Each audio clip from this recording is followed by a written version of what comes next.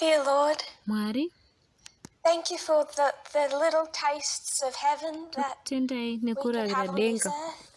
kwatinokwanisa kuita. Thank you that we can have glimpses Tokutendai nekuti of your tinova character, of your love, nemaglimpses ekarikta of what you yenyu really nerudo wanted rwenyu this neizvo earth and this community to zvamunoda be. kuti I nyika pray, ino Lord, that we will necommunity learn inge and iri understand chaiyo. better Tonamata your Mwari kuti government, tinzwisise zviri the nani hurumende principles with yenyu, which you operate. maprinciples Put all amunopareta, things into your care and toisa keeping in zvinhu zvese Jesus' name. mukee yenyu muzita raJesu, amen.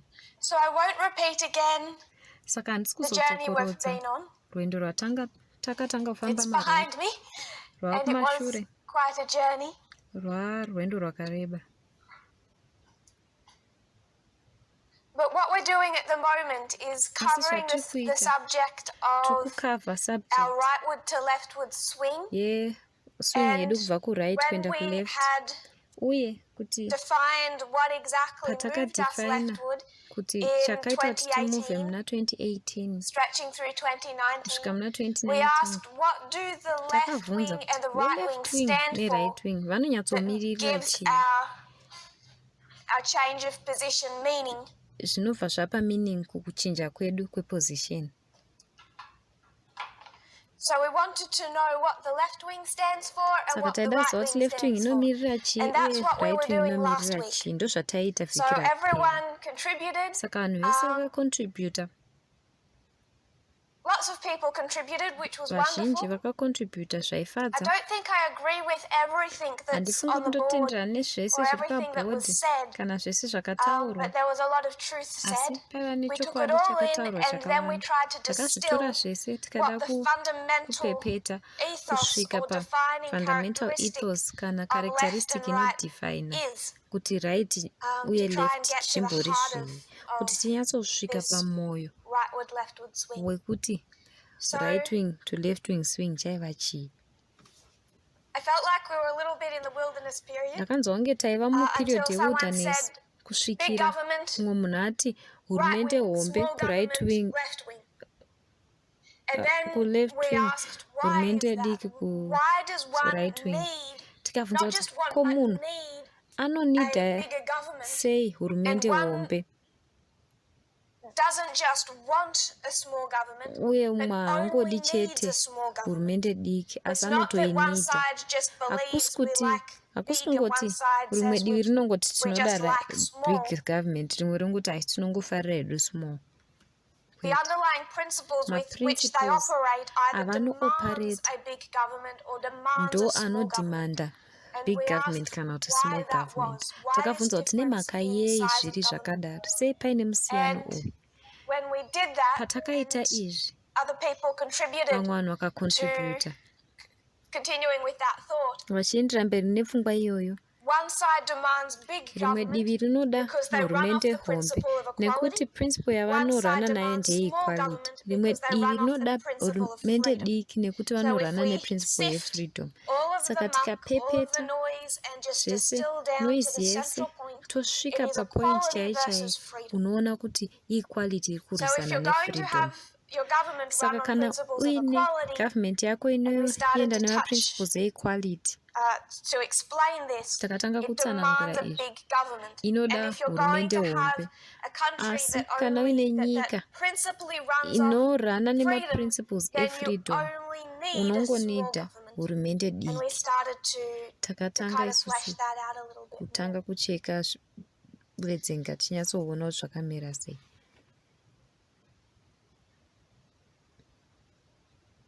We started going to some scenarios, Takatanga kuona and mascenario I made up a akasiyana siyana. hypothetical scenario Ndakaita about scenario a man who has yekufungidzira a business and he only wants to employ yemuzvinabusiness, men because it's in a traditionally male-dominated ane industry. business rake rine like industry inoda construction. vanhurume senge And iro rekuvaka.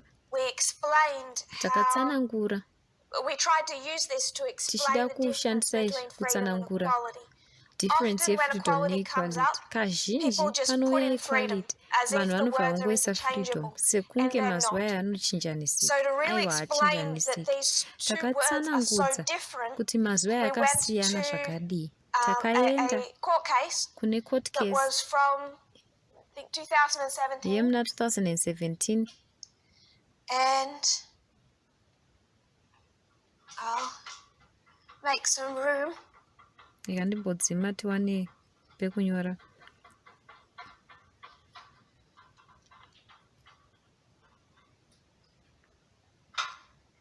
And this was Masterpiece Cake Shop. Wakaona kuti iyi yanga iri Masterpiece Cake Shop.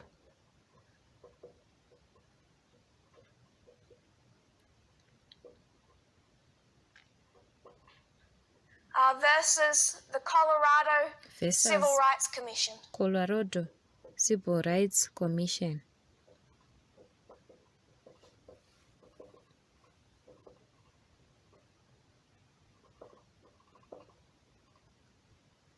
Now I put the full quote and the reference, the full relevant to the forum that we have. Relevant forum yatinayo. Because I didn't read all of it, and I think I missed a couple of key points. But even just in the names, what I want us to see is that this business, the owner of this business, doesn't want to sell a cake, a wedding cake, to a homosexual couple.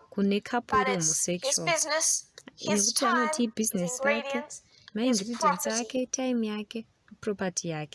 So this is his freedom to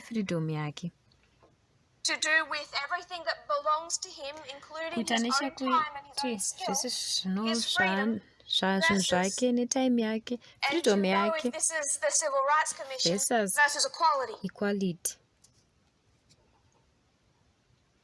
And to prove that point, because sometimes my word isn't quite satisfactory, but also to phrase it in a very precise way, which I don't have the words for.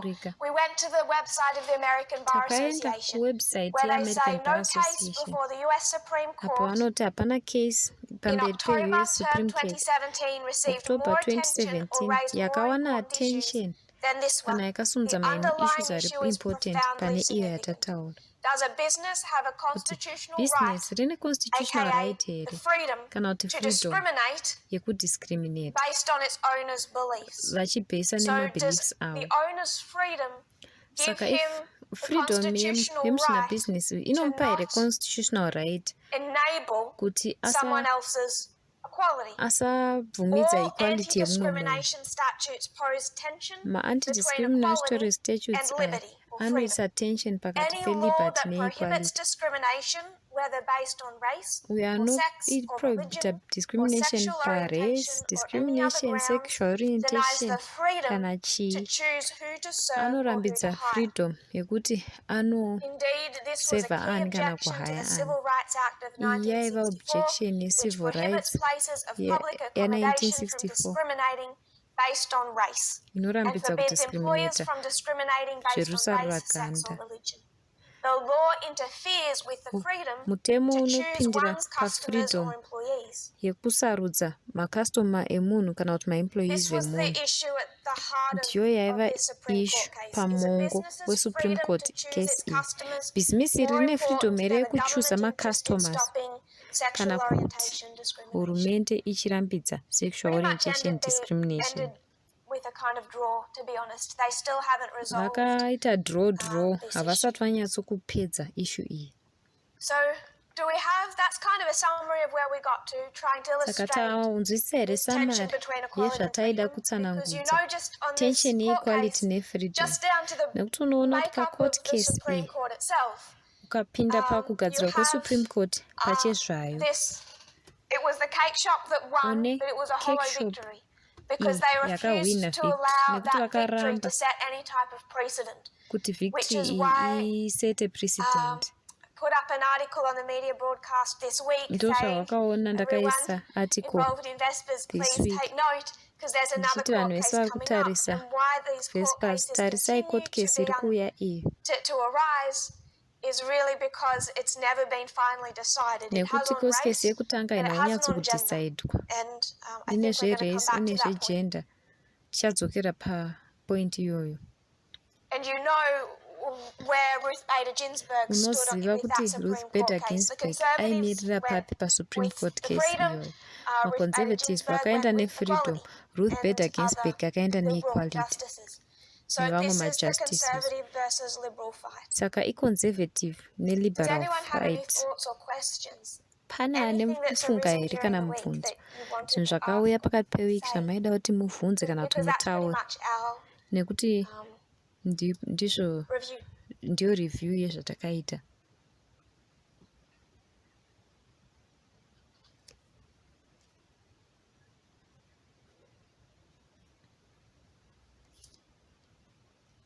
So we're not saying that one side only believes in freedom and one side only Saka believes hatisi in kuti equality. rimwe divi rinongotenda freedom chete, Both rimwe sides can richingotenda value both equality. principles. Ese mativi anogona kuvhalyuwa maprinciples ese ari maviri, asi When equality and freedom inevitably come into conflict, apo equality it's all nefreedom about which zvinouya one paconflict, wins. tinotarisa kuti And ndeipi of course, in inohwina. our history, the Munhoroondo one that yedu we know is a test subject chatinoziva is kuti gender. test subject inhau dzegender.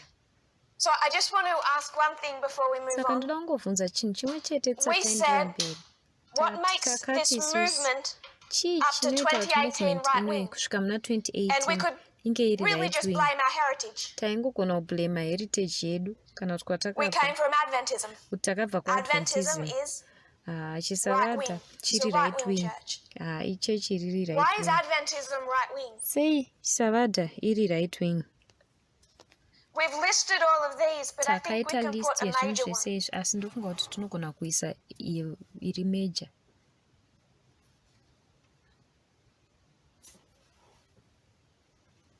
What is Adventism taught to fear? Chii chinodzidziswa masabata kuti vatye. Right? Ray Oh, Marie. kana Marie.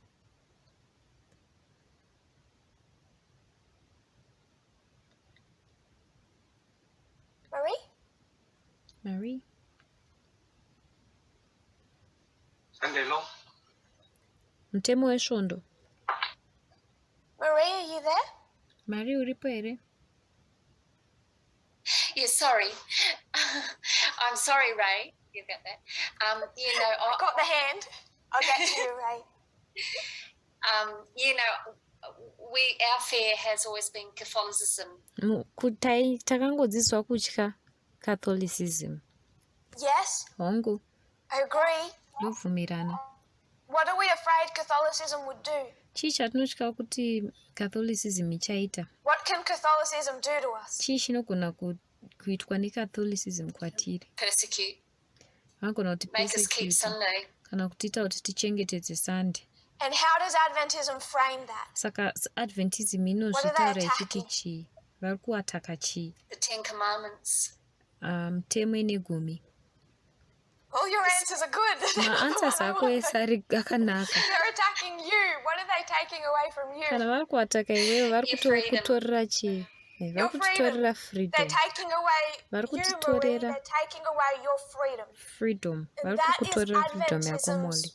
greatest fear. Ndiko kutya We're kukuru taught from the time kwemasabata. we're born Tinodzidziswa into the kubva church panguva or yatinozvarwa join the kana kuti church yatinojoina church that we are coming up to this kuti tiri kuzosvika momentous pane climax nguva iyo where inotyisa.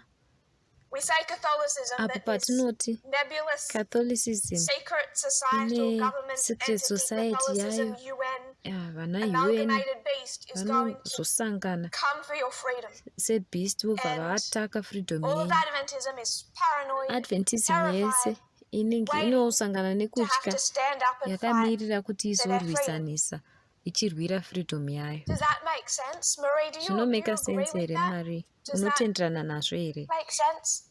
Yes, Zvinomeka yes, no, I sense. agree. That makes Hongu, sense. ndinotenda kuti zvinomeka sense.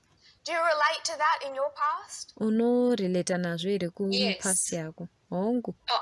I did. Yeah, I had a real fear of what was going to happen when the Sunday law was passed. Kuti chii chaitika kana Sunday law yapasiswa. I relate to that.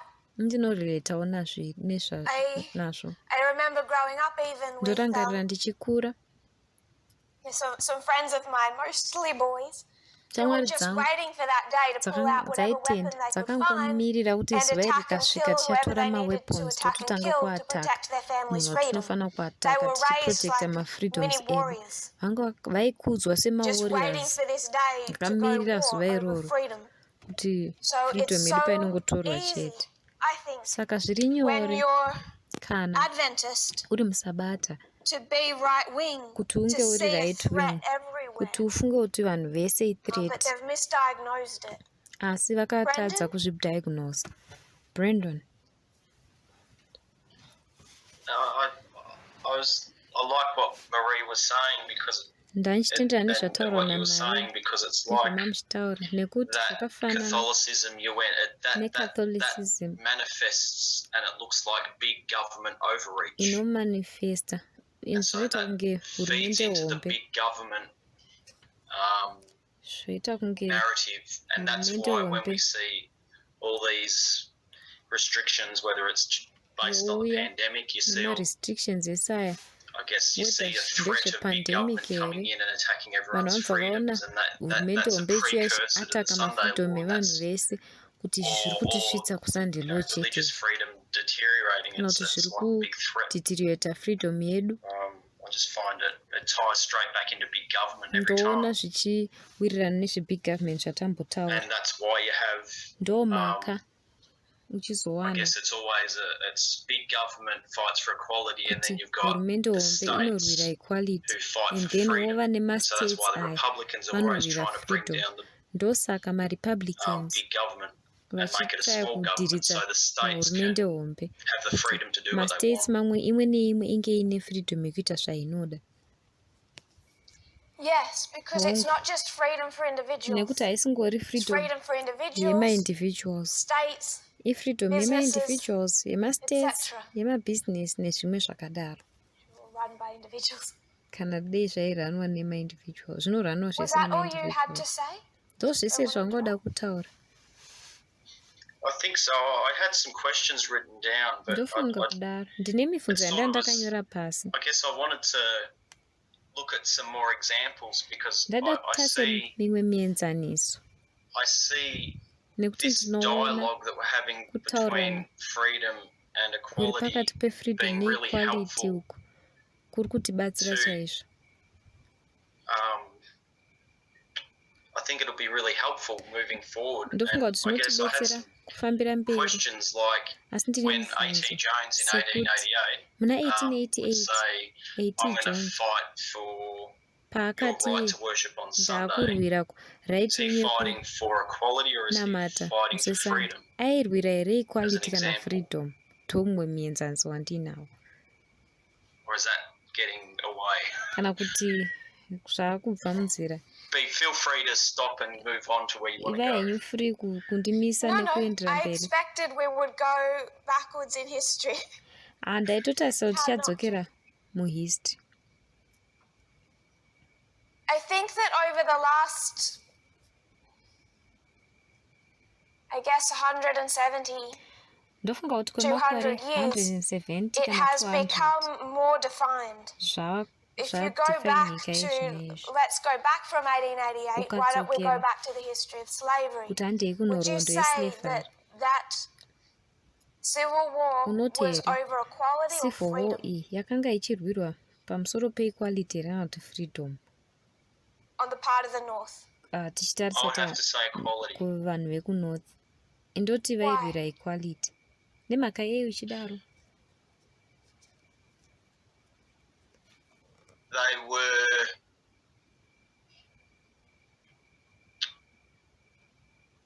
trying to. So it's complicated because I know a bit like it's. Zviri complicated. I know they weren't really. There was not many true abolitionists, so it's hard to say that they were after equality. variko vakawanda saka zvinorema kuti titi vairwira equality neimwe yenzira asi I feel like I'm going to get caught. ndinzwa kunge ndichabatwa kana ndikati I'll still say equality because they were trying to bring about nekuti vaiedza kuunza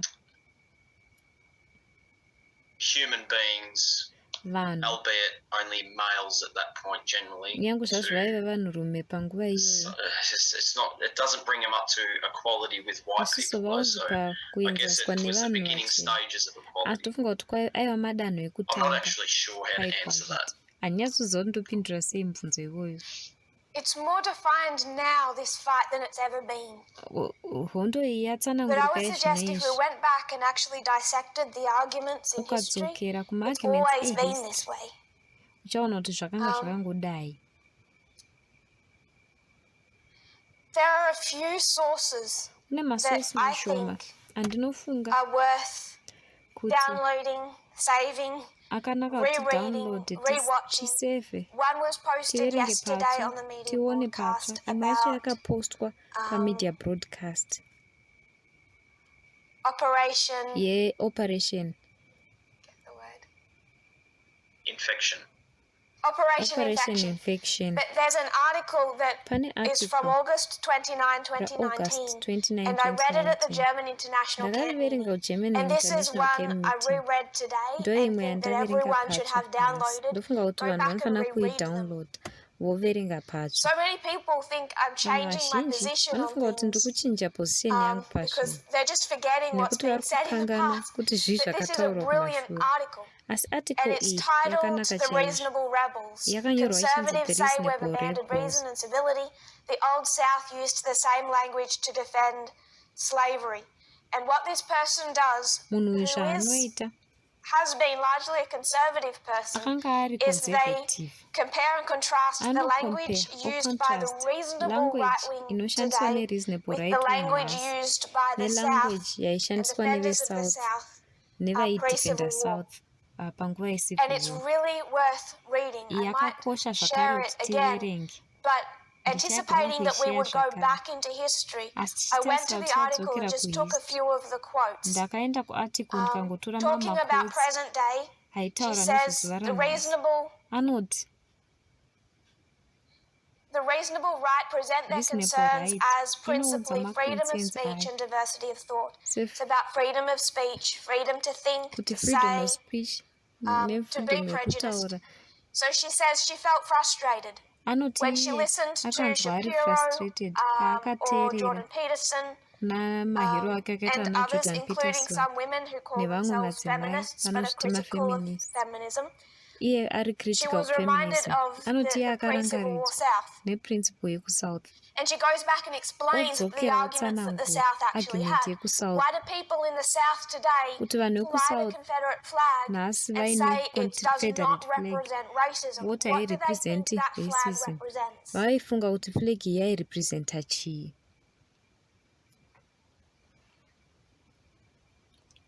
Still with you, Brandon? I think they look at it as freedom of expression. It's freedom of expression, cannot freedom. But even back in the Civil War, they thought the South was fighting for freedom.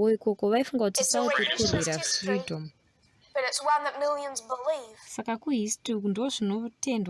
say that she's saying America's pro-slavery faction back then styled itself the guardian of freedom and minority rights. It sounds crazy to us today because we're 170 years later. But for back then, that was the argument. They were the defenders of freedom and minority rights. They were the oppressed, not the oppressors. She talks about Stephen Douglas, who insisted he didn't necessarily support slavery. Instead, he said he was duty-bound to defend the South's rights on the basis of certain fundamental American principles, including the right to freely choose how you live. So what comes up? Another point she makes. One reason slavery was not abolished in America through the political process, as it was in Britain, is that those who truly believed in abolition were rhetorically straitjacketed by the preposition that they were the hardline gardeners who sought to curtail freedom. So why it didn't get resolved in the political process in the United States is because abolitionists were branded nyaya yekuti maabolitionists vaionekwa sevanhu vari radical vari kuda kudzikisa nhau yefreedom yainzi ndiyo American principle huru. Saka kwatiri zvoita kunge zvinopenga, asi tikadzokera mumashure ikoko yaiva freedom versus equality. Handichapi nyika yacho nekuti zvinogona kuzoratidza kunge taakuwata mari down. Kune mudzimai kuAfrica aida kuitwa divorce kune husband yake aiabuse, akaseparata physically. Iye murume uyu anoramba achimutevera, anoenda kuvakuru vemapurisa. Vakuru vemapurisa vamva vati kwaari, hana basa kuti constitution yenyika ino inoti chii nerights yemawomen yevanhukadzi. Mazuva edu ese patinorarama hatirarami neconstitution, nekuti maconstitution anonyora zvinhu zvinonakidza kuona, asi paground tinoti hatitenderani neconstitution, tinotenderana neculture. Culture inoti iwe uri property yemurume wake, uri wemurume wake. Saka tiudzokera kumodel uyu, muzvina-business uyu pamodel wedu haasina cake, aane mudzimai. Mudzimai uyu iproperty. Saka tikabetsera mukadzi ari kutiza murume wake, mafreedoms aane ari kudzvanyirira.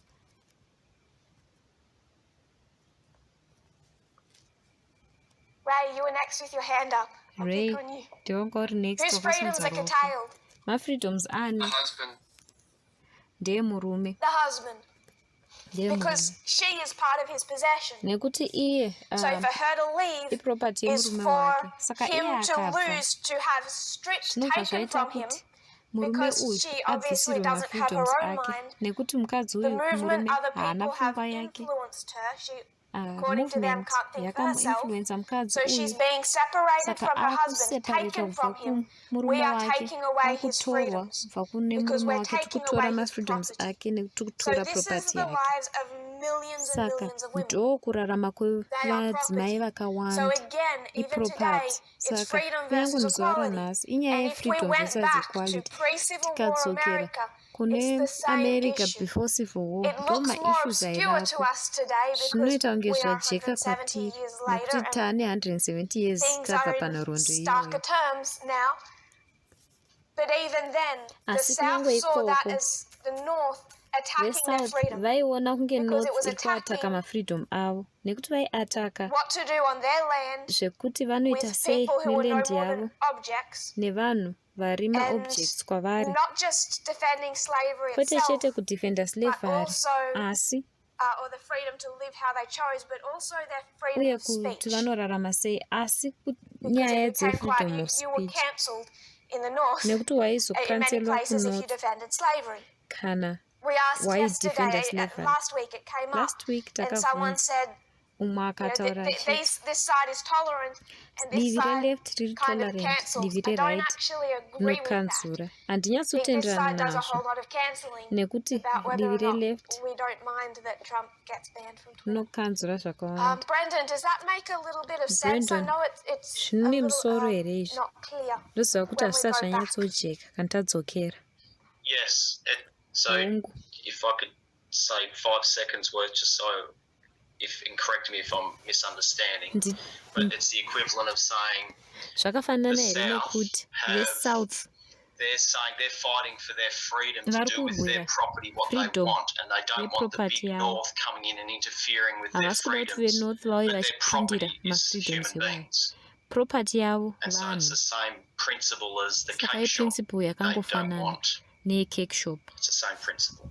Ndiyo principle yakafanana here. Or Kana wives kuti in that example kana as kuti well. It's just exactly the same principle. madzimai vari property varume vavo, ndiyo principle yakafanana here. Yes, and Hongu. their way of life Uye is nzira not yavo just yekurarama slavery. Slavery is an haisingori integral slavery. part of it, but it's Slavery also the entire ipart culture that yazvo, wraps around asi that. tiri kutarisa culture yese inotenderedza izvi. The glamorization, the glorification of Southern culture. Kuglamorizewa nekuglorifyiwa kunoitwa culture iyoyo mufirimu yataurwa. Kind of image that they zvichibva neimage yavakaita kuti iite kunge yanga yakanaka. A lot of people vanhu who vakawanda defend the antebellum period, they don't see vanodefenda themselves as period iyo racists. havazvioni They are semaracist. duped, willingly or unwillingly, by vanokurukwa a revision of whether vari history willing kana kuti that havasi willing believes that the Civil War nerevision was the yehistory. South fighting Vanotenda kuti against a civil big war government yaiva south for yairwisana freedom. nemabig It government becomes more vachirwira obscure to us freedom. today because if you have enslaved human Tikazvitarisa beings, nhasi then tinobva isn't taona that a kuti fight for their freedom? pane And vanhu in a way vari it was. maslaves. But I would suggest we should reread this article Asi so we ndoti can pull ngatiendei its bones tinoverenga apart a little article bit iyi more, and I think we would still see nekuti freedom versus equality, inojekesa. and how that has Tinoramba over the last tichiona 200 freedom years versus only equality become over more and past more 200 clear. years. Zvinoramba zvichiwedzera kujeka. Brandon, did you have any other? Brandon, Sorry? une chimwe? No, thank you. No, I really appreciate that. Thank you.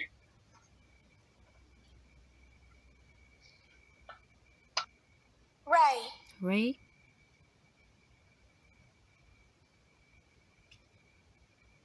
Yes. Your hand was up.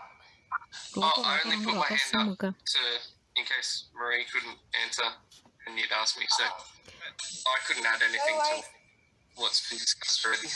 Handichawedzeri pane zvataurwa naMarie. Josephine. All right, Josephine.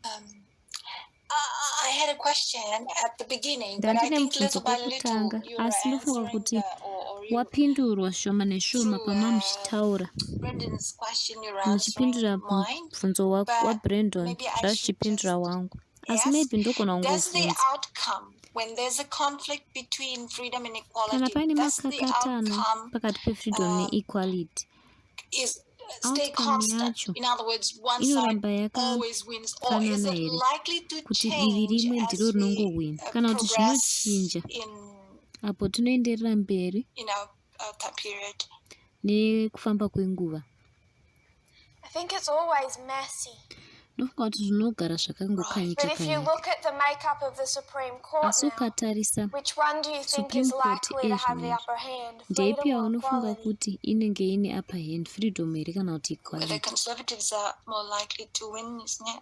Kana maconservative aripo ndo You have a vanomina. Supreme Court built on this. Tine Supreme Court yakavakwa pamaconservative irigadzirwa nemaright wing. We're going to keep going over this point. I want to expand Ticharamba on this freedom a tichidzokorotsa little more. point iyoyo. Ndoda So it kutsanangura freedom iyi might become clearer as we go. kuti irambe ichijeka patichiendera mberi. Molly. No, I was just hearing what you were saying. Ndachingoteerera The other day I was zvamunotaura. listening to Rimwe the zuva ndaiteerera president of Ukraine was talking, president wekuukraine vachitaura. to the United Nations, and he was saying that Ukraine is fighting for their freedom. Aiti Ukraine And they will kurwira defend freedom their yavo, freedom. vanodefenda freedom yavo. And I thought to myself, Ndaifunga hangu ndichizvifunga maybe I thought it was the formalize of the message, but kuti kwaiva kuformalizwa I was just kwemessage. asking. Ndozvandaingobvunza. By formalization of the message, do you mean the waymark of Panium? Kana muchiti formalization Yeah. yemessage munoreva here waymark Gender repanium equality. hongu zvegender equality? Panium was 2021. We've Panium taught that since 2018. 2021 takazvidzidzisa kubva 2018. I think what we need to do is be careful that we Ndofunga don't get kuti pulled into Ukraine. tofanira kunge tiri Because careful it's kuti a hot hatitonzerwi I've muukraine been nenyaya saying yekuti since hot war. 2018 that the Takazvitaura conflict is kubva between 2018 kuti Russia makakatanwa ari and the pakati United peRussia States and their neUnited respective States allies. nema-allies So avo. Russia, Saka Russia, China, etc., China nevamwe United vakadaro, States, NATO, USA, etc. NATO But nevamwe it's this vakadaro. conflict Asi that is makakatanwa heavily based on information warfare. akanyanya And that's what kubatira we saw painformation in the late warfare. months, particularly Ndozvatakaona surrounding October, mamanzana 2019. October And what I do 2019. see people do, I see the Zvandoona comments zvinoitwa online is nevanhu like, chiona hooray, macomments online look how our message is vanoti vindicated. ona Now imeseji we yedu can pin it to a hot yakuvhindiketwa war. And I taakupinda think muhot that that war. is sad, Ndofunga frankly, kuti izvozvo because zvinonzwisa tsitsi nekuti if we have to wait to see a hot kana war tichimirira kuti to tizoona trust in hot the war waymark of Panium, titrust then we never believed wemakepanium 2018. zvoreva kuti hatina It's mbobvira centered takabhilivha on 2018 information. They're fighting yakatenderera for global painformation opinion. vari kurwira And that's one of the reasons that global. I'd encourage you to go and Ndoimwe watch reason the video yandoti that was dzokerai posted from the New York Times munoona yesterday on the media video broadcast. yakapostwa neNew York It Times is through panoitwa information broadcast that the West kuburikidza neinformation kuti is vewest winning in a form. vari Ukraine is a kuwina. small part of a much bigger Ukraine story, a bigger puzzle. small part But just yepuzzle bringing it back to yakakura. freedom versus equality, I'm not Tichidzoka demonizing kufreedom freedom. versus equality handisi Freedom is good. kudemoniza freedom yakanaka, But when they come into conflict, asi one has to kind pazvinouya of slide underneath the other. pakurwisana imwe And inofana that kuzvininipisa pane issue, imwe. that seemingly Ndiyo simple issue of issue one just inoita sliding kunge iri underneath the simple other iyo yekuti imwe is what inofana has kuzvininipisa created a pane imwe polarized world. ndo zviri kucreata And polarized the issue world. that the whole world is clashing over Issue iyo is nyika gender. yese iri kuclasha Women, pairi inyaya LGBT. yegender. That is Madzimai where the collision neLGBT is happening. ndo We pane see that in kutungana kwese. Australia. We see that Tinozviona in Australian kuAustralia, schools, tozviona kuzvikoro Australian religious zvemuAustralia. schools. They're not fighting over whether or Havasi not they will kurwira allow someone kuti of a vachabvumidza non-white here race munhu into their school, asi or munhu allow, mutema kana kuti even in weimwe resi Florida, whether muchikoro or not chavo. they will allow Asi izvo zvavari someone of kurwira. to admit that other races even exist. What they're fighting over is just to Chavari allow kurwira children to know that kungobvumidza vana LGBT kuti people even vazivewo exist. kuti LGBT Everyone is iriko. colliding on Vanhu the vese subject of vari gender, and two sides kutungana are fighting for pasubject freedom versus yegender. equality. Matu Of course, sides freedom wayo is efreedom valuable, versus equality. but when it comes at a cost, Kasi pazvinouya then nemutengo, it will come into conflict. then zvinowana I want us to zvichitungana. look at Ndoda kuti some titarise examples. So mamwe come with me to maexamples. Australian politics. Saka touya What is the papolitics right-leaning Australian yekuAustralia. political party? Right-wing leaning Australian political party ndeipi?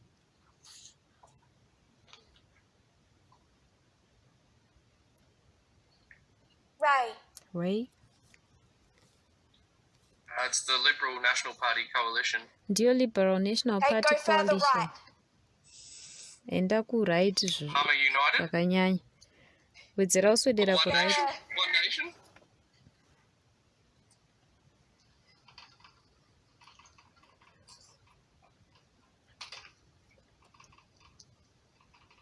I get criticised by some Ndinokritisizwa people not in the movement that I nevamwe don't vanhu keep a close enough eye on vasiri Australia. mumovement They wonder why I'm vanonyatsotarisisa so focused nekuongorora on other parts of Australia the world. kuti handitarisi So I zvakanyanya could get that Australia. wrong. I was thinking of the Ndongotarisa United dzimwe Australia nyika. Party. That's separate Ndanditarisawo to One United Nation. Australia Party. That's Clive Palmer's one. United. That's Yeah. Clive Palmer's. So there is, it's very confusing. Left wing Zvinokonfuse. is Labour. Saka left wing ndiyo yeLabour, Right wing is Liberal. right wing Which ndiyo iri liberal. doesn't sound like it should be. But then there is Zvisiri zvainofana kunge iri. United Australia. Tinozoona tine United Australia. And if you drive down the highway, Ukafamba iwe uri you see their muhighway billboards. What's on all their billboards? uchiona mabillboards wayo unooneiko pamabillboard. What are they fighting for? Vari We've kurwirei. gone left wing, right wing, but now we're going into the far right in Australia. Taenda left wing, right wing, asi taenda kufar right yekuAustralia. I'll screen share. Ndichashare screen yangu. Did you bring some up? Oh, I saw a... And Rachel, were you going to answer that? Rachel, wanga uchazopindura izvozvo here? It's okay, I'll wait till after you show the pictures. Make sure I'm right. It does say freedom. Zvinoti zvaFreedom. Freedom for Australia. Freedom yeAustralia. What are their billboards? If you've... Sorry, my photos are terrible. Mabillboards avo anoti kudiko. Freedom, freedom. Freedom, freedom. More of it. freedom. You can't trust the mainstream parties anymore. Hatigoni kutrusta maparties emainstream. What do you think they're trying to sell? Mofunga kuti vari kuedza What are they kutengesa chii? screaming? Vari kuskrima chii? What do they think is under threat? Vari kufunga kuti chii chiri under threat? Rachel, I'll let you finish your thought. Ndichatopedzise pfungwa yako. Oh, that was, yeah, I was just thinking, I was seeing quite a few there, freedom and ndichifungawo izvozvo zvekuti freedom yavo. And yeah, making Australia great again. Uye kuti Australia inge yakanaka zvakare. You go into a little town, country town, ukapinda not that little, country town in Australia, you go to the center of the main streets and there's a big billboard with Trump's face on it. Why? He stands for something kind of global, and they use his image, they use that unoona akamirira zvinhu zviri global, vanoshandisa image yake make country great again, nekuti vanoona kuti freedom ndo iri under threat. Canada truckers, what's it called? Canada truckers inonzi chii? Molly, did you follow the news with Canada and the truckers? Molly, wakateedzera news yeCanada here nematruckers? Unoziva kuti yainzi chii?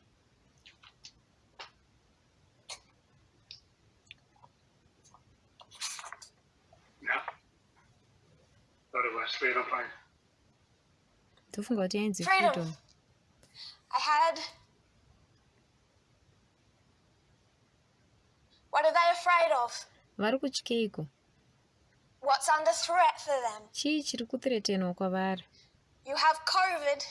All of a sudden, what's going to come into conflict? All of a sudden, chii chichauya pakurwisana. Pane freedom versus equality.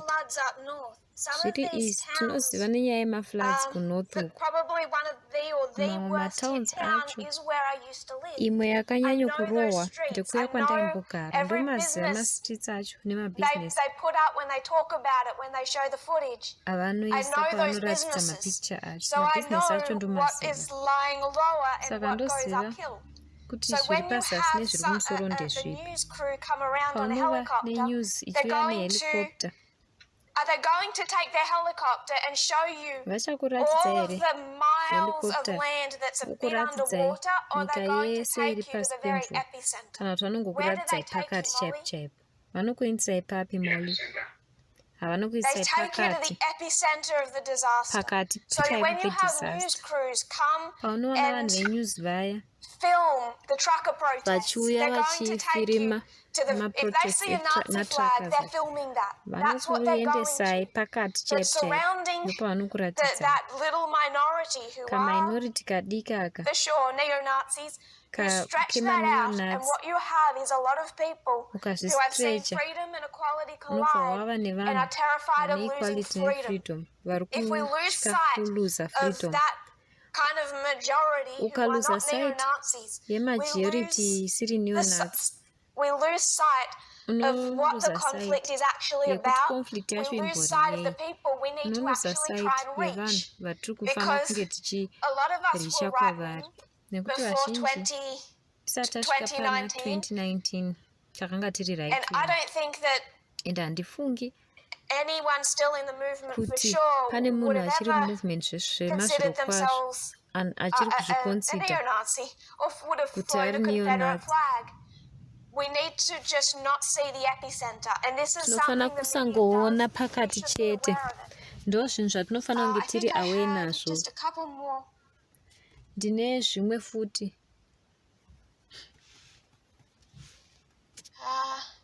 And sure, you can pick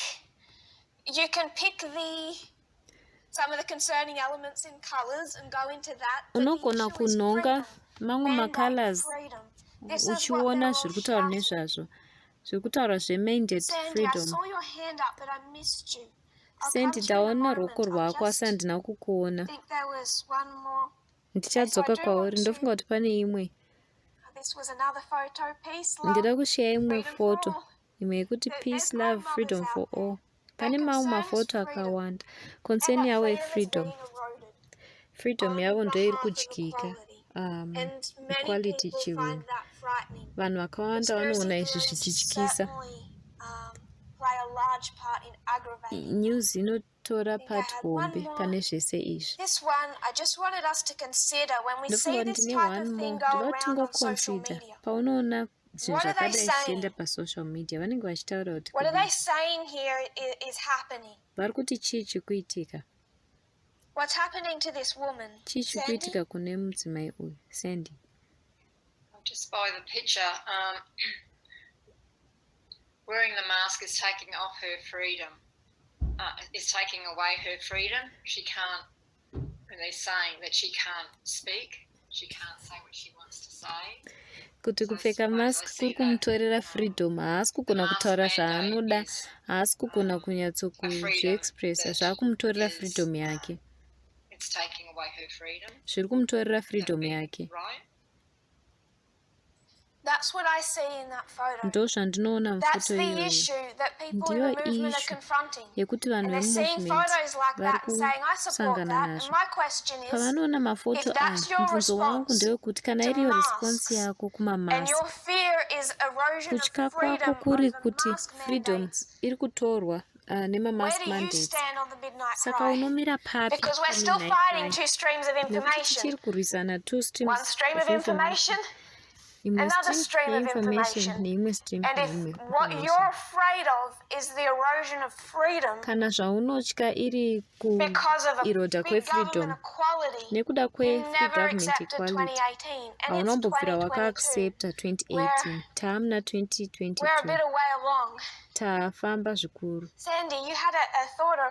Sandy, wanga uine mupfungwa kana mubvunzo? We're sort of, and it was just a comment I was just going to make. Ndandine comment yandandichazongoita. It's sort of way back in the past. It's okay. Yekumashure. We can go back. Togona kudzokera hedu. Repetition build. I was just going to say how the word freedom, how we know that, I mean, I think today the left, talking about America, use the word equality a lot.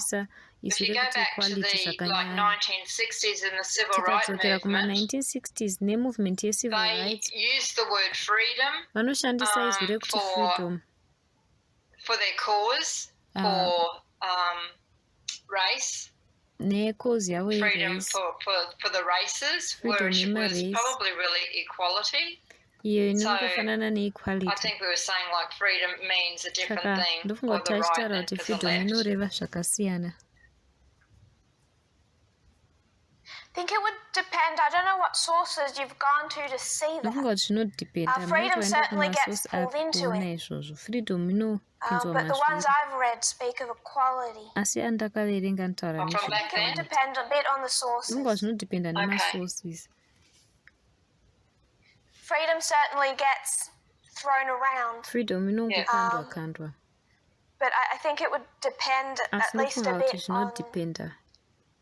on the sources that one goes to. Some are more precise than others. But I want to go back to the civil rights movement as well, so it's good to go back there. Because I want us to just complicate our picture a little bit.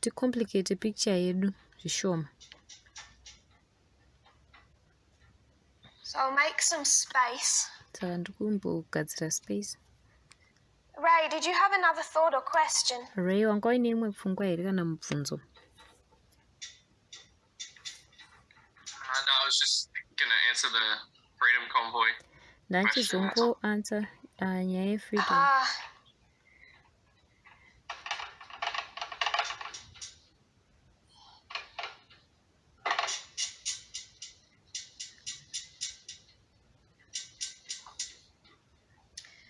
Okay, so just to complicate things a little, we've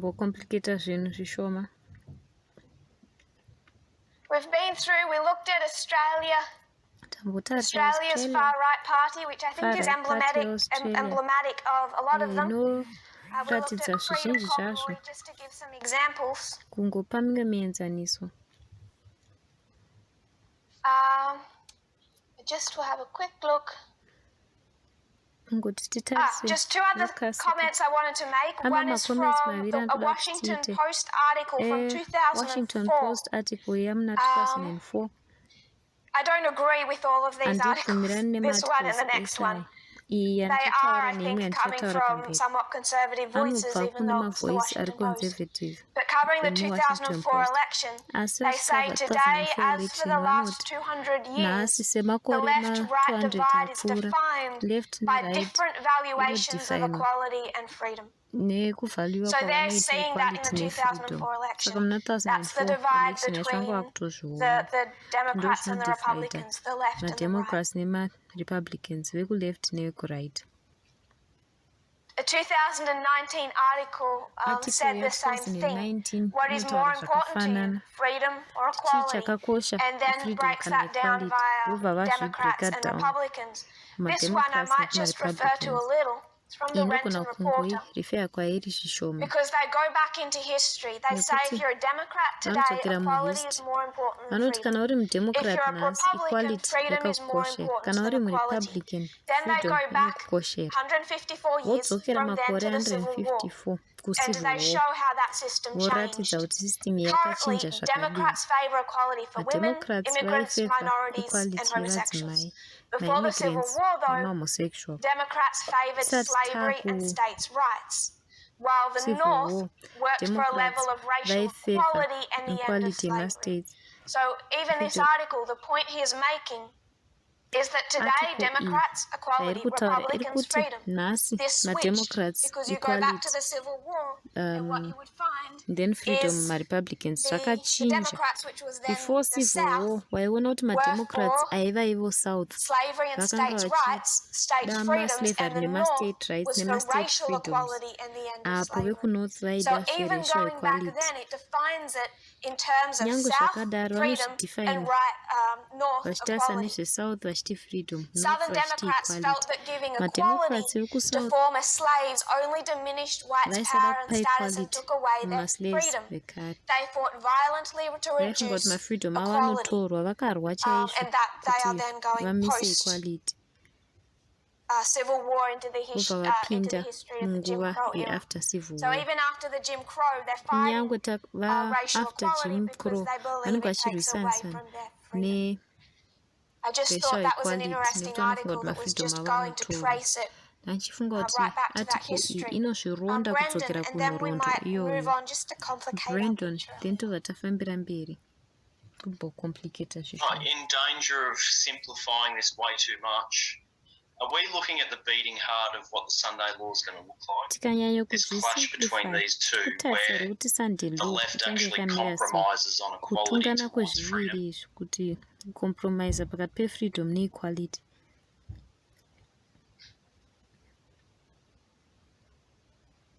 I don't know what the left-wing compromise looks like because they already are. If you had today, if you had, put it this way, a few white pop stars who had a history of racist language and violent attacks on African Americans. Would you take these white pop stars, put them in the center of the ring at the Super Bowl and have millions of people cheer them? Would you see that? White pop stars. Extensive history among some of them. Of varying degrees of race-based abuse. Would you see them championed at the center of the Super Bowl? You wouldn't. But when it becomes gender, and it's gender that is the core of the issue, where's the complaint? Where are the voices? There is No none. one wants to complain. Hapana Because like the angakukomplaina. article shared Nekuti earlier this se week on zvinotaurwa the horrific nearticle case of abuse, as the nenyaya lawyer said, yeabuse, lawyer uyo domestic achitaura abuse is achiti common madomestic and abuse ari it's common a relatively minor uye criminal conviction. anenge ari minor. So democratic compromise. The vast Macompromise majority of the world democrat. has been in compromise. If we Vazhinji just take it vemunyika vanga vari prophetically from compromise kana 1989, tichitora they're not prophetically going kubva to correct that. 1989 Whether havasi or not we take kuzozvikoreka that and we pin it to the kuti Sunday law, tinozvitora tozvipina sure, a lot of pasunday them law. will compromise, hongu but it's vazhinji vavo still going to be, vakacompromise asi just looking at the Supreme Court, it's not uchingotarisa Democrats supreme court compromise that haisi actually does compromise that. I think that's the yemademocrats only inoita izvozvo. Ndofunga kuti point ndizvo I would zvega point perhaps be nervous about agreeing with what you said. yandisingagoni That a democratic kutenderana compromise nezvavataura asi isn't, compromise I would suggest, at the yechidemocrat center of the Sunday law. ndofunga Not that kuti we have full visibility of what haisi that looks pakati like. pesunday law kwete kuti taakunyatsokuona kuti sunday law yakamira 1850 was a sei. history of failure 1850 that yakanga iri was history clearly yefailure compromised. zvakanga zviri compromise iri pachena But being a history of failure, I don't think we asi can take that iri exactly to history today. yefailure handifungi kuti togona kutora example Otherwise, yes, toiunza I think that zuva I ranhasi agree with what you said. asi We're looking ndofunga at kuti the ndotenderana absolute heart of the nezvamunotaura Sunday tiri law issue. kutarisa maparts esunday law issue. Thank you. I knew it was going to be in danger of being too simplified. ndandichifunga kuti zvichazoita I don't think it was too simplified. handifungi kuti zvazviri too I don't simplified. think it was too simplified. We have seen compromise at takaona every step of the macompromise journey. pamasteps ese enzira. Find me a Democrat in Congress ndiratidze who's a mudemocrat radical mucongress feminist. ari radical feminist. It's just part of the story now. ingori nyaya yacho yakafanana muzuva ranhasi. So, to complicate, saka kucomplicate we have the principle, right, on freedom. So I'll go pane over this side. principle Should efreedom. be toenda kuside uku my body, my vanenge property, vachiti muviri my wangu life, iproperty yangu upenyu my hwangu choice. ichoice So I yangu. don't have to take, I Saka don't have to eat, I don't tori kana have kudya to I don't have to sell to anyone, kana I don't have to kutengesera employ kumwe anyone, munhu kana but I kuemploya don't mumwe want to. munhu My own kana independence. ndisingadi independence And yangu. that's the center of freedom. ndo So let's mongo come wefreedom to yavo. gay marriage. touya pagay Let's say that this person marriage. is toti gay munhu uyu ari gay and this man wants to marry uyu munhu this man. anoda kuchata nemurume uyu. Went to give him arms and it looked like a skirt.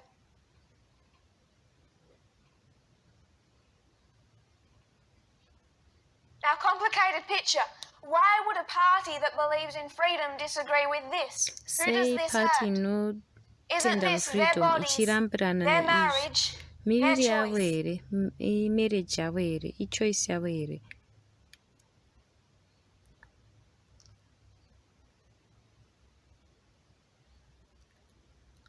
All of that's an introduction to try and get people zvese to izvi talk introduction yekuedza kuti vanhu about vatange a kutaura complication in this picture. nenyaya So yecomplication if iri anyone has papicture thoughts or iyi. questions, saka kana that paine would be ane good. pfungwa Otherwise, I'll kana just mibvunzo anobvunza otherwise. start monologuing. Josephine.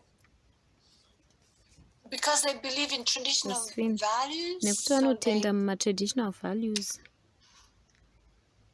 Yes. hongu So if we're going to talk about the Republican saka kana Party, tokuzotaura you termed it nezverepublican traditional party values. unotarisa kumatraditional values avo. They have a combination of freedom, but vane it's not musanganiswa pure freedom. wefreedom isiri freedom The iri Republican pure. Party does not Republican operate on Party pure freedom, and haioperate that's the nepure complication I freedom. want us to ndo see. complication This yandoda is kuti equality. tione. uku kune Democrats equality. operate on equality. mademocrats All the vanoparata compromises. neequality The nyange Republican Party vachicompromise. operates on freedom, but they republican also party compromise. inooperate Because they nefreedom combine asi freedom with vanocompromise traditional havo values. nekuti vanosanganisa traditional freedom values, nematraditional I will values. just call it, if you don't matraditional mind, values state ndichangomati enforced state enforced morality. morality kana kuti morality iyo And that does become a state. compromise with zvinobva freedom. zvaita So I compromise want us then to nefreedom. consider a So political ndachida party that doesn't do ticonsider that. political parties Does ngaiti anyone know the political pane party I'm anoziva talking here about? party It's the yandikutaura third nezvayo biggest political party in the ipati United States. You have yechitatu Democrats, ihombe kuunited Republicans, and states then ine number mademocrats 3, marepublicans neyechitatu Brendan. Is it the libertarians? ndiyo here malibertarians hongu So what libertarians believe in Saka- is freedom without state-enforced morality. zvavanobhelievha ifreedom Pure freedom. isina state enforced morality I don't know if you've seen political charts drawn up this handizivi way, kana where makamboona you have macharts epolitics akadrowa zvakadai left apa uine left and right, nekurudyi but you have this other scale down the middle. asi And une imwe this scale stands pakati for apa authoritarian. izvi zvichimirira authoritarian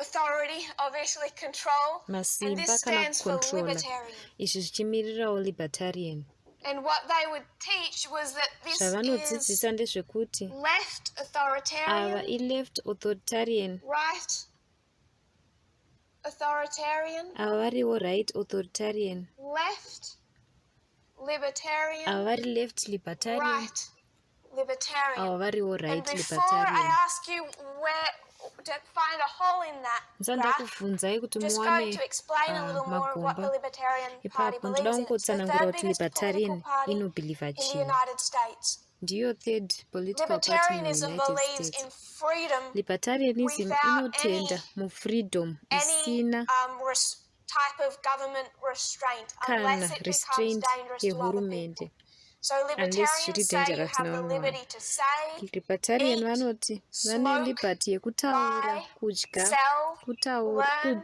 and do kutenga whatever you kutengesa want with nekuita whomever you want, zvese so zvavanoda long as you don't nemunhu hurt another wavanoda individual chikuru or another group and usingakuwadzi mumwe take their munhu stuff kana along the rimwe way. boka Live and let live is the libertarian motto. vanoti ngatirarame tiregedze vanhu vararame ndo moto yavo tichikota kuwebsite yavo mamapolitical party anoprioritiza marights evamwe kwete vese vanenge vachitaura nenyaya yerepublican party vanoda kusavatageta asi vanoti republican party inoprioritize marights efreedoms evamwe kwete evese what malibertarians vanoti tinotenda marights evanhu vese chikuru musingapindiri mumaequal rights evamwe kurarama mumamena zvavanoda vanotenda zvakare kuti hurumende inofanira kutrita vanhu vese zviri fair nezviri equal naizvozvo hurumende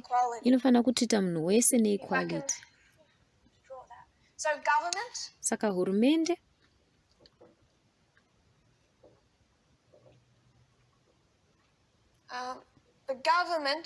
hurumende inotrita munhu wese zvine equality yotendedza munhu wese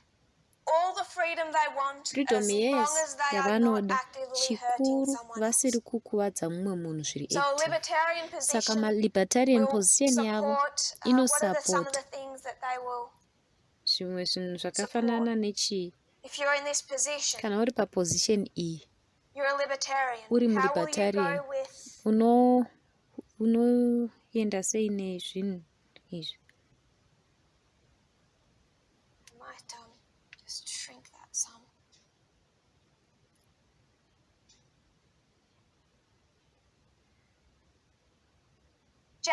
James marijuana or certain drugs like marijuana. Vanosapota mbanje nemamwe madrugs akafanana nepanje. Saka imwe moto yavo ndeyekuti unokwanisa iwewe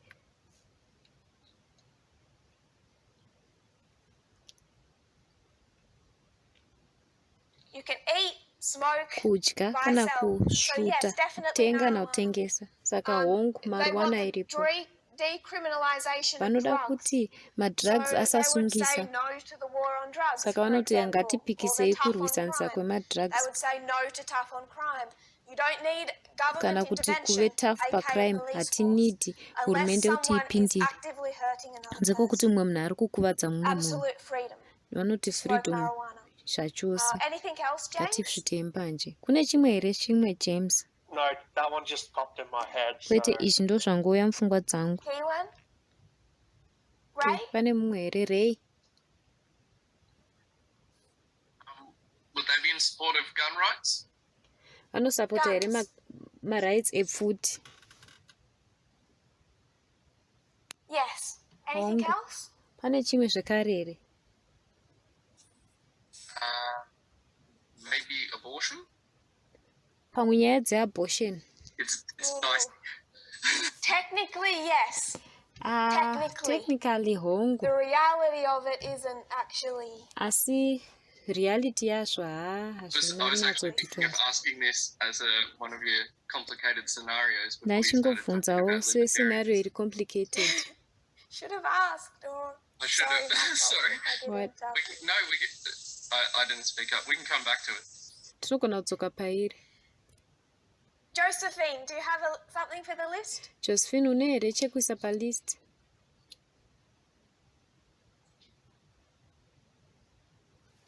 Sorry, I was just thinking of the holes in that. It sounds to me a little bit like Ndantichingofunga maholes feminism. ari mazviri zvinondiitira kunge cultural feminism. Tunoita chero zvawada. Pfungwa yangu yangoenda kure. What about marriage? Ko panhau dzemarriage? Yeah, absolutely. Gay marriage hongu. They'll support gay marriage. Vanosapota gay marriage. Freedom. Vanoti freedom. You brought up, what did you brought up cultural feminism. My problem with cultural feminism and liberal feminism is not that I'm a conservative and I have a problem with conservative and ndine dambudziko nazvo. The way people want to dress. Kuti ndine dambudziko nokuti vanhu vanopfeka sei. Dambudziko nderekuti. Marie. I think I've lost track of people's hands. Ndofunga kuti maoko I'm just wondering about vaccines, how they'd go with the vaccine mandate. Ndachingofunga nekuti pamavaccine namandates acho vanoita sei nezvazvo. Force. No one can put havamanikidzi. Again, I eat what I want, I ingest what I want, I smoke what I want. Anomedza zvaanoda, anosvuta zvaanoda. Complete freedom. Ifreedom kune vose. Just wanted to pull up about cultural feminism. What fight are we having from 2018 to today? The fight we're having when I'm presenting on such things, when I'm doing presentations and titling them with names such as don't I have the freedom and the inference is no you don't. What am I saying? Brendan. You're saying you don't have the freedom.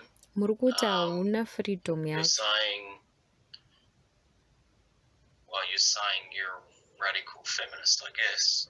Saka muri kureva kuti muri radical feminist. Ndokwamuri kunanga here? There's restraint. Kune restraint kana kudzora. So I'm presenting in 20. Saka inde ndichipresenta muna 2019 kuGermany. I present the Eden to Eden model ndodzidzisa equality. I am walking out of that room. I haven't even left the room. And a male board member of a ministry comes up to me and says, love this message. Love it. Now I understand this movement is going to have small government because everyone has the freedom. I know I'm not even ordained yet, and I know the battle I'm about to go into, and I know just how wrong he is. And I also see that he and I are going to fight, we're still fighting today. So what's the issue? What has he heard? I present equality. Equality. What did he hear? Freedom. Akanzwa freedom. Unrestricted freedom. Akanzwa freedom isina kana kurestrict.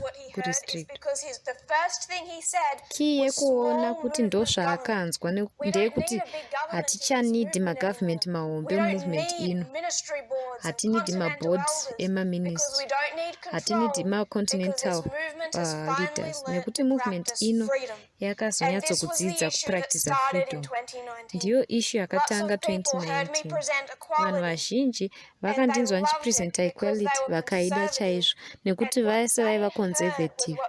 Zvavakanzwa ndezvekuti zvavaida kunzwa ndezvekuti itakatenda mune izvi kwenguva refu, ndakatenda mune izvi kwemakore kuti movement yaicontrola ende yaisapa vanhu freedom. Vobva vafunga kuti koseiko mumakore anotevera vari kuramba vachikweshana nemaleadership nekuti havana kunzwisisa zvandaidzidzisa. Trials equality kana kuti freedom. Brandon. Equality. Ma-earrings ndezve-equality kana freedom? Ndezve-freedom. Kurwisana kwese kwandakaita kubva 2019 nevanhu zvaiva ndezvekuti ndapresenta equality ndoti hauna freedom. Kwete mumovement ino nekuti hatisi right wing movement. Hauzofariri zvatinopereta tichiita. Hauzofariri mavhows. Sei vanhu wakangozoerekana vasingachadi mavhows kubva musi wa2019 tichiuya kuno kumberi? Because it's taking their freedom. Nekuti ari kutora mafreedoms avo mupfungwa dzavo. Hongu nekuti zviri kuvatorera mafreedoms. Ndo kurwisana kwatakava tinako. Hatina kumira kurwisana pa2 streams of information. Imi nai cry inoramba ichidzoka zvakadaro. Right wing versus left wing. Freedom versus equality. Zvandakataura kubva 2019 pandeichiti iwewe hauna freedom. Ndikuti sei usati wamovha, sei usati washifta. Give up ma-principles e-freedom anoconflicta ne-gender-based equality. Controversy muAfrica yenyaya dzerora. Pavanoti vanhu madzimai vane choice. Vane freedom yekuchuza kuti anoda kubvisirwa rora here kana kuti haana. Indoti haana freedom iyoyo. Nekuti vanoclaima kuti vanobhilivha muequality. Kana uchiclaima kuti unobhilivha muequality hauna freedom iyoyo. Paunotarisa liberal feminism hatisi kurwisana nayo nenyaya dzemorality. Tiri kurwa navo nekuti vari kuright wing uku. Vari kuita zvese zvanoda kuti vanzwe vari vakanaka. Cultural feminism iri uku. Ndiye compromise yacho. Tikuramba tichipikisana necompromise. Compromise haisi yekuslaida kune imwe morality. Ndeyekuti aiwa ndotora 80% yeequality asi ndoramba ndakabatirira 20% yemaviews evekuraita. Handisi kuzomuvha zvachose kuenda kuleft wing.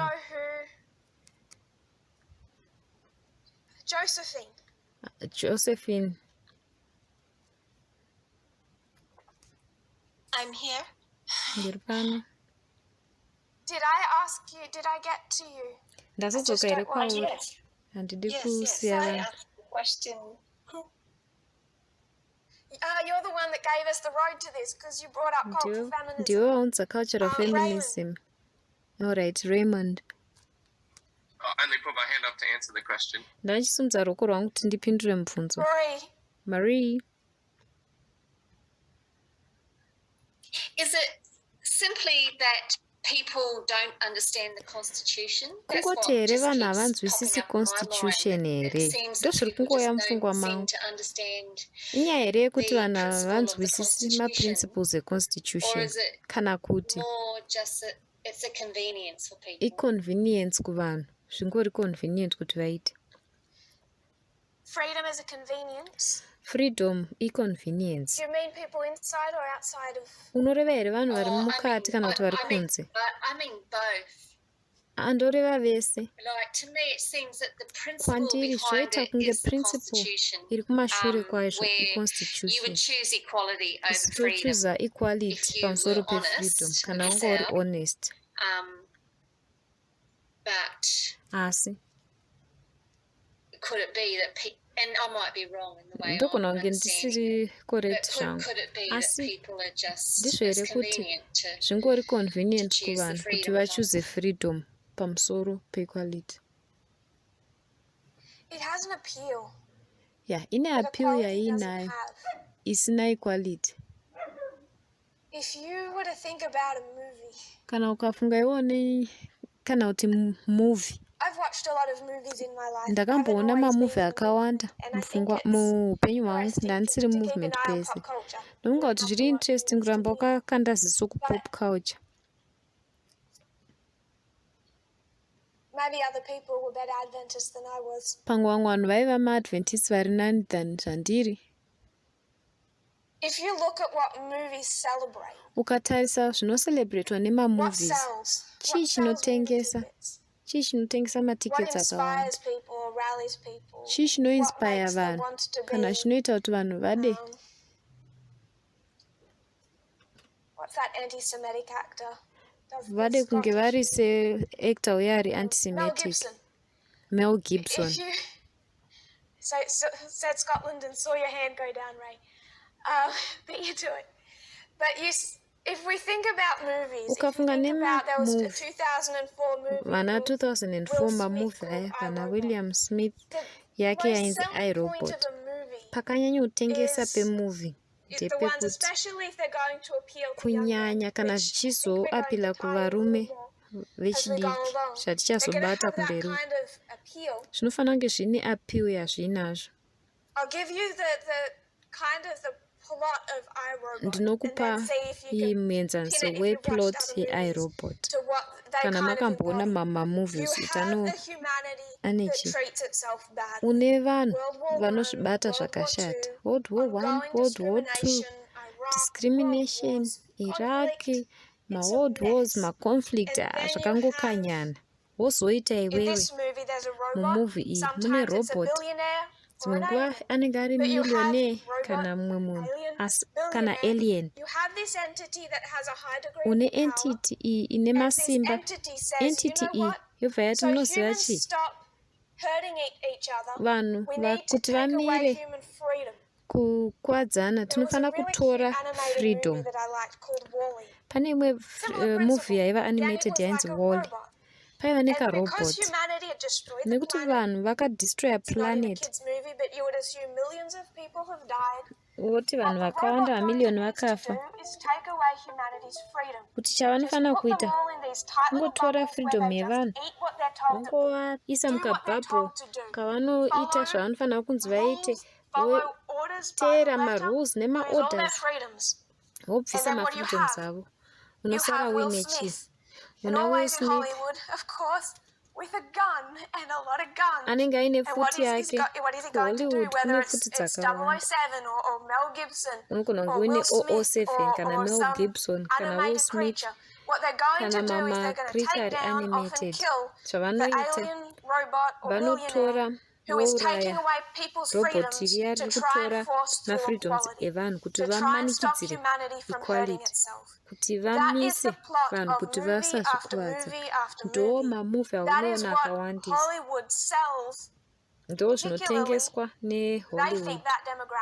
Vanofunga kuti vanhu ivavo senge vanhu vechirume. Rachel ndiwo ndachida kuti ataure nhasi. Asi achazotaura hake next week.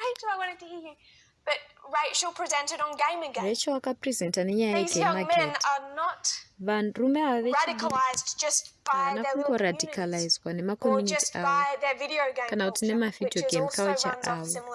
Zvinongorana nemaprinciples mamwe chete evanhu.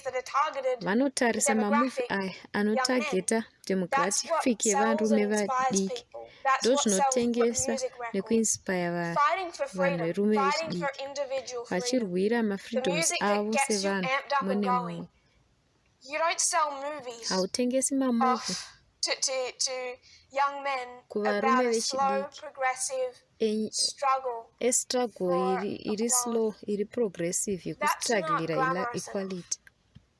Honestly, I think one of the problems with Adventism dambudziko is that remasabati the Adventist model of the end of the world, based model upon yavo freedom, yekupera allows for guma so much kwenyika inherent inobhesa selfishness. nefreedom I don't think iri even their idea that yakadzikadzika martyrdom for the muselfishness. Sabbath is selfless. Handombofunga kuti model yavo I think yeSabbath for a iri lot of selfless. people, it's incredibly Kuvanhu selfish. vakawanda All zviri they want to selfish. Chese is chavanongoda kungoita Will Smith, chega is ndechekungoita Mel Will Gibson, Smith kana is kuve that Mel hero Gibson, kuve hero gun-toting or yawe. not. But if they're a member of the asi kana 144,000, vari no member one can touch them. How 144,000 smug kuti do we get to hapana be? anogona If we are kuvabata. martyred, we're heroes. And Tikaurayiwa then tiri we're raised up maheroes, again and we can then say, I told you tomuka so. zvekare tokuudza It's kuti us against the handakakuudza. ugly masses who are trying Tisu to take away our tikuwisana freedoms. nevakashata And it vari kuda has kutora become madreams inbuilt, edu. especially for Izvi young Adventists, zvaakurukirirwa with a mumasabata type vechidiki of netype apocalypse, end of the world yekuguma scenario that kwenyika puts them as kwekweapocalypse that superhero. And zvinovaburisa it is kunge ndivo appealing in a masupahero, way that is ende zviri incredibly appealing selfish. nenzira iri What our selfish message has zvakadaro. done is stripped Meseji that yedu away, every yakamenya last zvese izvi shred of it. ikabvisa And the only twese thing twese. left is a Changosara selfless position kusara for neposition equality. iri selfless yeequality. Can't remember exactly how I started talking about movies. Handichazivi kuti And it's ndatanga going kutaura to tie into nezvemamuvi what I papi, wanted Rachel to teach us asi tonight. But zvichabatana she's nezvandachida kuti Rachel going to do atidzidzise that for nhasi, us next week for achazoita sure. next week. But this is what sells. This Izvi is what sells to ndozvinotengesa, people, and it sells ndozvinotengesa kuvanhu, through Hollywood. Even zvinotengesa though many kuburikidza of those nehollywood. actors are Kunyange vazhinji left wing, vemaactors ava what vari sells left wing, movies is not equality chinotengesa principles. mamuvi haasi Just maprinciple like what equality, sells video games. sezvinongotengesawo And if we go to mavideo Gamergate, games. Kana tikaenda they're kugamergate watching vari the kuona Marvel Cinematic Universe. They're watching universe iyi superhero movies vachiona and a masuperhero lot of these movie things that appeal to them. nezvimwe zvakawanda We should be zvinovapila aware of kwavari. that. And this is Tinofanira kunge part of tichizviziva. compromise. Ndiyo imwe compromise. It's part of the problem. Some people who Itori part now try yedambudziko. and watch a movie because Vanhu sometimes their vanoedza mind manje just gets so full kuona and so movie sore and they try and escape. They come to me and kuti they complain, vaescape. I can't escape anymore because Vauya now I see kwandiri it kuti everywhere. handichagoni But kuescapa I ini. think Adventism has a similar problem Asi ndofunga where kuti masabata vane dambudziko rakangofanana. even if they were good Apo conservatives and never kunyange watched a movie, vari their end of the world maconservative vasati scenario is vamboona movie movie, like. And it's freedom vane based. pfungwa And they are the yakafanana superhero. nemamovie iri And it's based more about getting pafreedom. proven right and Ndezvekungoprovhiwa kuti defending their uri right, freedoms. kuti And for ndinogona the young kudefenda men I grew mafreedoms up with, angu. Kuvanhu ready and vadiki willing to kill vandakakura whoever navo they had to kill to protect their families at the end of the world. vaida kutoti ndinogona kutouraya kuti Essentially looking ndiprotecte forward to it. mhuri yangu. None of that's about saving people. And Hazvisi what we need to zvekusevha do vanhu. is also to be careful with Zvatinofanira the right kuita wing. kuve That careful there are good neright wing, people there kuti kune who vanhu aren't vakanaka kusaidi necessarily ikoko inherently believing in vasiri sexism or kubhilivha racism for that musexism matter. kana racism.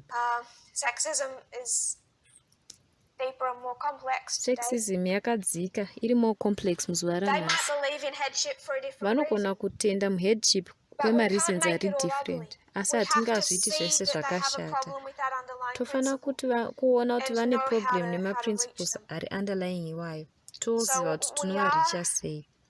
out of time. Saka tapererwa But we nenguva, went to asi libertarianism. takaenda We discussed what kulibertarianism, libertarianism stands tikadiskasa for, and I kuti asked, what's the libertarianism hole in inomirira this? chii. Where does Tikataura it kuti fall utsvene apart? hwacho huri papi, inoputsika I'll papi. give you the answer but not explain why, and Ndichakupai then I'll mhenduro ask asi handisi someone next week to kuzoexplaina, explain why. ndozokumbira Left-wing munhu ati libertarianism. explainei. Explain to me how Left that wing works or libertarianism, doesn't work. titsanangurirei kuti inoshanda But here they kana kuti stand for haishandi. this. Vanomiririra Supportive of freedom izvi without any zvekusapota state freedom involvement. So pasina they support gay hurumende marriage. inopindira. They support women Vanosapota taking on any job women want kuti to take vanhu on. madzimai Women full vatore freedom. If mabasa a woman avanoda. wants to enter the workforce, Kana mudzimai if a achida woman wants kupinda to mumabasa, run for president, kana run ada for kuita president. president ngaaite. If someone wants to smoke marijuana, Kana smoke munhu achida marijuana. kusvita mbanje If someone ngaangosvuta. wants to own a gun, own a Kana munhu gun. achida kuve nepfuti ngaangoita. Prostitution, religious Kana ada freedom. kuita zvechihure ngaangoita. They have Freedom so many yereligion. positions that we would agree Vane with. maposition akawanda Obviously not all the atinogona ones on the board. kutenderana navari. But supportive of gay marriage, Vanosapota gay supportive marriage.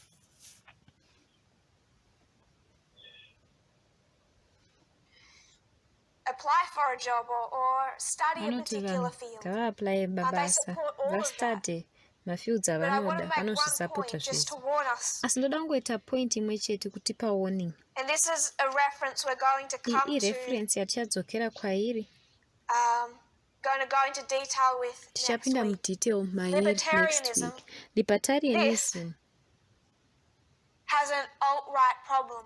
ine Many problem prominent ye-outright. leaders of the far Maleaders right have vakawanda at some ve-far point right identified as libertarian. pane What kurarama they kwavo recognize is vakaidentify that leaders of the sema-libertarian. far right today, Maleaders they're more e-far right likely to nhasi come through libertarianism, vanobva which means they agree with neku-libertarianism gay uko. marriage. Some of them agree Vanogona with kungasapota abortion. gay They agree marriage with kana women in the workforce. abortion kuti madzimai More ngaapinde leaders of the mumabasa. far right come through Maleaders ese libertarianism e-far than right any other avenue, anopfuura including nepa-libertarianism. republicanism. We want to Kupfuura see even why. vari kurepublicanism. Because Toda the kuona kuti tine greatest mhaka threat, if yei. we're going to talk Nekuti about the threat far right today, huru kana isn't achizotaura nezve-far right nhasi elderly male Republicans. havasi marepublicans vechikuru vaya vaya kwete. And we'll go further into that next week. And Rachel is, Tichadzika nazvo I'm next excited, week. going to help us. Ndotenda kuti Rachel anogona kutibatsirawo. So I might not be able to take any more questions Saka or ndogona comments kusagona now, but kutora if you have any, hold on mibvunzo to them. nemacomments. Don't let them Asi kana right muinawo away, mabatei, even if you musaita go kuti and write them akutizei down, because I want to hear them. nekuti ndoda kuti So to tizomanzwa. review, Saka kuita review yedu we reviewed and broke down this, the taongorora essential ethos of right wing ethos and left wing. ye-right wing Freedom versus neye-left equality. wing. Tikaona kuti We freedom started a versus discussion equality. that I'm sure Tatanga for discussion many might not have gone answered all their questions. yekuti vazhinji About hazvina kupindura mibvunzo yavo. history, Nyaya why the North versus yehistory. the South Kuti was why still kunorth equality versus kusouth versus freedom, yakanga even iri though it equality has versus freedom. been more Kunyange complicated at zviri different points. complicated We pane mapoints explained the akasiyana other siyana. complication when it Tatsanangura comes to the idea of a person's mamacomplications property and how women are panyaya viewed as kuti property. uye kuti vadzimai vanoonekwa Probably sei the vast seproperty. majority of the world believe so, Majority to varying yenyika degrees. inotenda mune izvozvo kumadhigiri akasiyana siyana. We explained, we went to a couple of quotes to tikaenda kind mumaquotation of akasiyana shell siyana that out a little bit more. kuti tizviratidze. And then we started talking Tazotanga about kutaura libertarianism. We nezve-libertarianism. did give a few examples for Tapa Australian example politics e-Australian and politics the freedom convoy to just show how uye freedom is convoy just what the ye-freedom right is pushing, kuratidza kuti and the erosion of right iri freedoms kupusha as sei what they see as the kuti great threat from big mafreedoms ari government. kuiroda. And we touched on Adventism's love Tazobata of freedom. pa-Adventism Love of freedom because the loss of freedom kuti is what vari their kuona vachirusa biblical mindset freedom has taught them to fear. nekuti freedom ndo yavakadzidziswa kuti Tied that into vatye kana Hollywood's mind as well. yakutorwa. So we've discussed a lot that we'll Hatataura review next zvakawanda. week. We went to libertarianism, Tazoenda kulibertarianism discussed just how beautiful that tikataura model is. I kuti want us model to yacho see it as yakanaka beautiful. sei. Ndoda kuti tione kuti And then yakanaka. I want us to see And then ndoda why kuti it's the tione most dangerous kuti political sei model iriyo there iri is. dangerous That many of those in the pamapolitical far party right, ese. many of those who Vazhinji we vari would see as the kufar greatest right. threat today Vazhinji are vari young, kunoona semathreat ndevechidiki. mostly male, Vazhinji vacho vanhurume. but not old white men in Congress fighting gay Asi marriage. kwete varume And we'll go into that vakachembera vemucongress next week vanofaita with Rachel's help. gay marriage. If you kneel with one last thought Tichazozviona before we next week. close. There's an article I would Pfungwa like everyone to read. Pane I might article send two articles. yandoda kuti First of vanhu all, the one vaverenge. from Ndichasenda 2019 imwe on ya2019 the civil war. pacivil war. If you read that with what we said Mukaverenga tonight in iyoyo mind, nezvatataura I think nhasi it might help clarify zvinogona things a little. It kubetsera is on the media kuclarifya zvinhu. broadcast. Iri pamedia I broadcast. think I posted it there Ndakamboiposta in the early days of the broadcast as one I just wanted people to tichangotanga have, but broadcast. also save and keep and reread. And there's one other article Pane imwe futi article that was written in 2015. yakanyorwa It's muna by Vox. It's quite 2015 long, nevox but I'd really like yakareba. everyone to read it. Asi Even ndoda if kuti you read vanhu it vese soon and then reread vaiverenga. it if you could just before Vespers Munogona next week. kudzokorodza It's kuiverenga from zvekare. 2015. And what this 2015 journalist does journalist is ava he goes and zvavanoita speaks vanoenda to some of vanotaura the men nevamwe who were varume involved vaive in involved Gamergate. mugame Some of you gate. have heard Rachel talk Kana present on makambonzwa Gamergate, Rachel and she's achitaura going to do nezvegame that gate. for TMW in I think next month. Anogona So for some kuzozviita of you next who have month. already seen her present Kune on vamwe Gamergate, vakamboona the context around it achizvipresenta will make a little bit more sense. context But it's iyi still worth reading. ichaita And there's some sense key points in asi that article zviri I want worth us to reading. pick up Pane because a mamwe lot of mapoints this andoda kuti centers tinhonge. on libertarianism Pane and zvizhinji a younger palibertarianism demographic uye of men. vechidiki vanhurume. So homework, Saka if you don't ihomework mind. kana If you kneel with me, we'll close in mind. prayer. Tikapfugama Marie, would you tichavhara close in prayer for mukunamata. us? Mari ngatinamatira here. Dear God in heaven, thank Mwari you that we could kudenga, all tokutendai meet here nekuti on tasangana Sabbath pano muSabata and discuss tichitaura and try to understand nekuedza kunzwisisa more about equality zvikuru versus nenyaya freedom dzeequality and versus the grip freedom, that freedom uye has on the world and on the church and kubatwa our kwakaita role and equality what nefreedom our role is kunyika in this nekuchechi, whole nekuti marules azvo messy ndeapi. thing. And I pray now that you will Ndonamata please bless kuti muti all of us as we komborera go apo our taakuenda separate ways now and protect mumaseparate us ways edu, and mutichengetedze, allow us to all come back to meet mutitendere tomorrow tikudzoka morning. mangwana tisangana And your name, amen. muzita raJesu.